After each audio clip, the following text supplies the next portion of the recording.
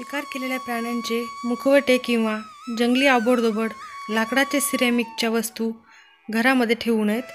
घरामध्ये विनाकारण कटकट होत असेल तर हळद आणि गोमूत्र मिश्रित पाणी शिंपडावे. तरीही फरक पडत नसेल तर 5 सुवासिनींना मानपानाने दूध द्यावे. ज्या झाडामधून चीक निघतो अशी झाडे घराभोवताली लावू नयेत. घरातून बाहेर निघताना किंवा दुकानातून निघताना रिकाम्या खिशाने जाऊ नये. असे म्हणले जाते की मुलांना आंघोळीच्या पाण्यात मीठ टाकून आंघोळ घातली तर नजर लागत नाही.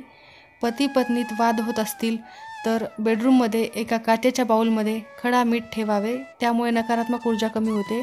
फरशी पुसताना पाण्यात थोडे मीठ, चिमूटभर हळद, गोमूत्र टाकून फरशी पुसावी. असे केल्याने घरातील नकारात्मक ऊर्जा प्रवेश करत नाही. तंत्रशास्त्रात मिठाचा खूप प्रभावी उपाय सांगितलेला आहे. एका काचेच्या कपात थोडे मीठ घालून त्यात 4-5 लवंगा ठेवल्याने लक्ष्मीची कृपा राहते. देवाला नेहमी ताजी फुले अर्पण करावीत, यामुळे देव प्रसन्न होतात. आपल्याला देवांचा आशीर्वाद मिळतो. पूजेचा दुहेरी फायदा होतो. देवाला सुकलेली, शिळी, कृत्रिम फुले अर्पण करू नये. फुले नेहमी देवाच्या मूर्तीला उलटी अर्पण करावीत. फुलं अर्पण करताना नेहमी अंगठा, अनामिका, मधल्या बोटाचा वापर करावा. करंगळीचा वापर करू नये. चंपा फुलाच्या कळीशिवाय इतर कोणत्याही कळी देवाला अर्पण करू नये. कुमुदिनी आणि कमळाची ही दोनच फुले 11 दिवस ताजी मानली जातात, त्यामुळे ही फुले देवांना अर्पण करू शकतात.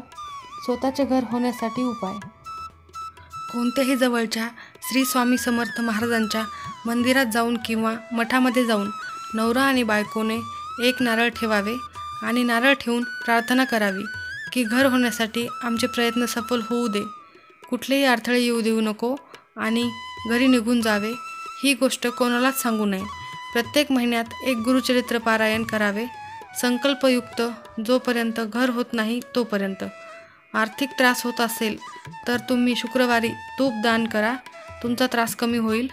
जर अपघाताची भीती वाटत असेल तर शुक्रवारी तांब्याच्या भांड्यात गूळ ठेवून त्याचे दान करा, तुमची भीती कमी होईल. पण या दोन्ही गोष्टी दान करताना तुम्हाला लक्ष्मीचा एखादा श्लोक किंवा मंत्र म्हणायचा आहे. कधी पण थोरा मोठ्यांना नमस्कार करताना त्यांना विचारूनच करावा. घरामध्ये खूप मोठ्याने भांडी वाजू देऊ नयेत, यामुळे घरात दोष निर्माण होतो. उंबरठ्यावर बसून गप्पा मारणे किंवा पैसा घेऊ नये आणि देऊ नये, यामुळे घरात लक्ष्मी टिकून राहत नाही. तिन्हीही सांजेच्या वेळी दरवाजा लावू नये आणि कचरा काढू नयेत, घरात लक्ष्मी टिकून राहत नाही. पश्चिमेकडे डोके करून झोपल्यास चिंता सतावते, पूर्वेकडे डोके करून झोपल्यास विद्या प्राप्त होते. घरातील प्रमुख महिलांनी दररोज पहाटे उठून नित्यकर्म आटपून तांबे धातूच्या तांब्यामध्ये पाणी भरून मुख्य प्रवेशद्वारावर शिंपडल्याने लक्ष्मी प्रसन्न होते. घरातील दारिद्र्य नष्ट होऊन घरात भरभराटी येते. बुधवार हा लक्ष्मी आगमनाचा दिवस आहे. या दिवशी कोणालाही उधार उसनवारीत पैसे देऊ नयेत, ते परत मिळण्याची शक्यता कमीच असते. तर हे होते श्री स्वामी समर्थांचे उपयुक्त आणि उपयोगी उपाय. मित्रांनो, अशाच नवनवीन व्हिडिओंसाठी चॅनलला सबस्क्राईब, व्हिडिओला लाईक, शेअर आणि कमेंट करायला विसरू नका. धन्यवाद.